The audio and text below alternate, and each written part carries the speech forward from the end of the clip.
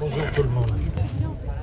On est réunis ici sur le parvis de l'hôpital de Beaumont, mais comme expression du fait qu'aujourd'hui des dizaines de milliers d'infirmiers, de médecins, de personnels soignants sont rassemblés devant le ministère pour exiger de Véran que le jour d'après c'est aujourd'hui et que le jour d'après c'est maintenant qu'on met des lits, qu'on met des protections, qu'on met des postes, parce que sinon ça va continuer comme avant.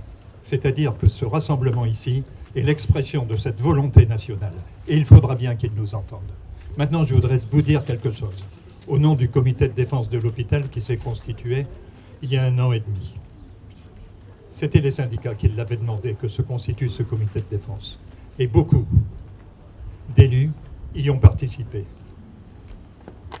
On a fait des réunions un peu partout dans les municipalités, on a fait des manifestations, on s'est rendu chez Madame Buzyn et on a crié haut et fort les revendications. Et les revendications, il y a 1 an et demi, elles étaient celles-ci. Le ministère de la Santé voudrait fermer les hôpitaux au nom de la performance et de la modernisation. Les services de néonatologie, réanimation, pédiatrie, chirurgie de Beaumont sont en danger, ce qui menace les survenants, les services d'urgence et de maternité. Fermeture programmée de 90 lits, de 200 postes. Tout à l'heure, Salima l'a dit, c'est 350. C'est-à-dire que tout ce que je dis, c'est considérablement amplifié. Le manque criant de médecins de ville dans nos communes entraîne déjà la saturation des services d'urgence qui travaillent 24 heures sur 24, sous pression, avec des temps d'attente de 7 à 10 heures pour les patients. Pour les 180 000 habitants de ce territoire, c'est une catastrophe sanitaire programmée. Ils n'ont pas voulu nous entendre. Ils ont pensé que c'était des mots. Eux, ils maintenaient leur position de statistiques, de technocrates. Et il y a eu le Covid-19. Et la catastrophe sanitaire programmée s'est réalisée. 30 000 morts. 80% de vieux. C'est la faute à qui? Au Covid-19? Certes.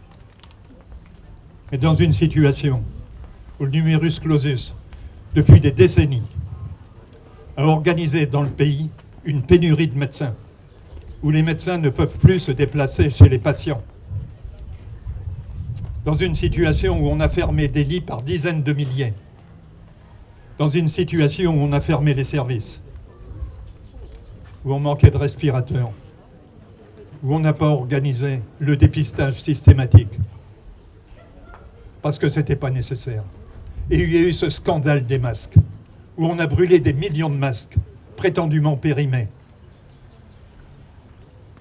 Et la seule solution qu'ils ont trouvée, c'est le grand enfermement, qui, soit dit en passant, a liquidé pour beaucoup nos libertés démocratiques. Maintenant, on dit 30 000 morts. Mais dans les EHPAD, il n'y a pas que les morts. Il y a aussi tous ces vieux qui n'ont pas pu voir leur famille pendant des semaines et des semaines, des mois, et qui ont glissé dans la prostration. Et les médecins disent qu'ils ne s'en remettront pas.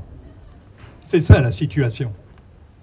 La situation, c'est qu'il y a eu une circulaire infâme au niveau de l'ARH Île-de-France, écrite par eux, ces messieurs, grands connaisseurs de la santé dans le pays, et cette circulaire enjoignait que les vieux des EHPAD ne pourraient pas être admis dans les hôpitaux s'ils avaient le Covid-19.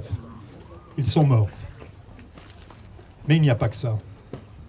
Dans les 30 000 morts, on ne compte pas tous ceux qui ont attrapé le Covid-19 et qu'on a consigné de rester à la maison et qui n'ont pas pu voir de médecins qui ne pouvaient pas se déplacer. On fera les comptes. Effectivement, la situation de pénurie criminelle dans les hôpitaux a du sang sur les mains. Et je pèse mes mots. Alors on félicite les infirmiers. On parle des héros, des personnels soignants. Je n'ai pas dit dans le nombre de morts qu'il y avait, combien de médecins, combien d'infirmiers, combien de personnels soignants à qui on n'a pas donné les protections. Mais hier, à l'hôpital de Bouchain, l'administration a remercié les personnels soignants. Elle leur a offert des boîtes de chocolat. On m'a téléphoné tout à l'heure, les boîtes de chocolat étaient périmées. Et c'est à l'image de ce qui se passe dans le pays. En plein coronavirus, généreusement, l'ARS a décidé la mise en place d'une unité de soins Covid, avec 14 lits, avec des services, avec des moyens de protection, avec des respirateurs. Vous savez, c'est ça qui a été fermé à l'hôpital de Beaumont. Et où est-ce que ça a été réouvert? À la clinique Conti. C'est-à-dire que l'ARS, comme d'habitude, le ministère, comme d'habitude, favorise la privatisation contre les droits au service public. Oui, bien sûr, ils ont mis ici une unité de soins avec 14 lits. Cette unité de soins qui avait été fermée au mois de juillet dernier et dont on avait réclamé la remise en place. Alors ils l'ont mis en place. Il n'y avait pas de matériel, il n'y avait pas de respirateur. À la clinique Conti, on avait le droit de respirer, mais pas ici à l'hôpital de Beaumont. Oui, c'est la vérité. Alors écoutez, si vous en avez eu le courage, vous allez peut-être écouter le discours du président. Mais je vais quand même vous en dire 2 mots. Il va dire, au sujet des hôpitaux, j'en ai la conviction profonde. L'organisation de l'État et de notre action doit profondément changer. Face à l'épidémie, les agents de l'État dans les territoires ont su faire preuve d'ingéniosité, d'efficacité, de solidarité. Bravo. Faisons-leur davantage confiance. On ne parle pas de rémunération ni de rien, ni de poste. Libérons la créativité et l'énergie du terrain. C'est pourquoi je veux ouvrir pour notre pays une page nouvelle. Et il dit « Liberté et responsabilité pour nos hôpitaux ».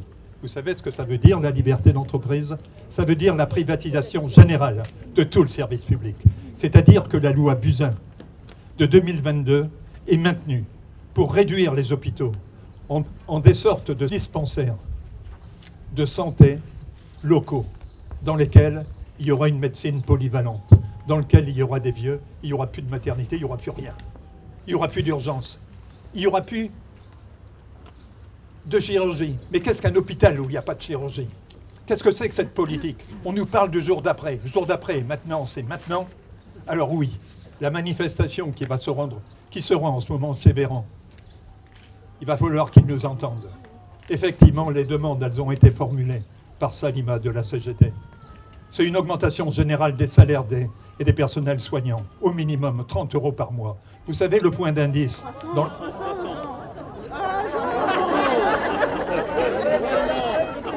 Eh bien... Si on n'aura jamais rien hein. Et c'était un test pour savoir si vous écoutiez.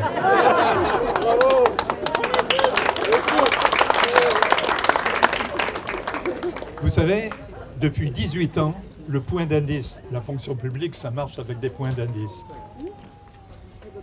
Et bloqué. Ça leur prenait 5 minutes de rétablir le point d'indice avec toute sa progression. Non, c'est pas ça. C'est pas ça. Tout ce qu'ils promettent, c'est la privatisation, c'est de continuer comme avant. Alors écoutez, on est à la croisée des chemins. J'ai dit tout à l'heure que leur politique avait du sang sur les mains, et si ça continue, ça continuera, et ça sera pire encore. C'est-à-dire que la moindre des choses, je ne sais pas ce qui va se passer dans les jours qui viennent, je ne sais pas ce que va donner la manifestation qu'il y aura à Paris, mais c'est évident que le personnel soignant va s'affronter sérieusement à la politique de M. Véran, qui continue la politique de Buzyn, et tout ça sous l'égide de M. Macron. Il y en a assez de cette politique, il faudra se faire entendre. Je ne vous dis qu'une chose, nous avons formulé dans un texte ce que nous avions à dire à Monsieur le ministre, à messieurs de l'ARS, à Monsieur le directeur de l'hôpital. Nous vous demandons instamment, au nom des 180 000 habitants relevant du territoire de l'hôpital de Beaumont et confrontés à la menace de la pandémie, rétablissez immédiatement le service de réanimation.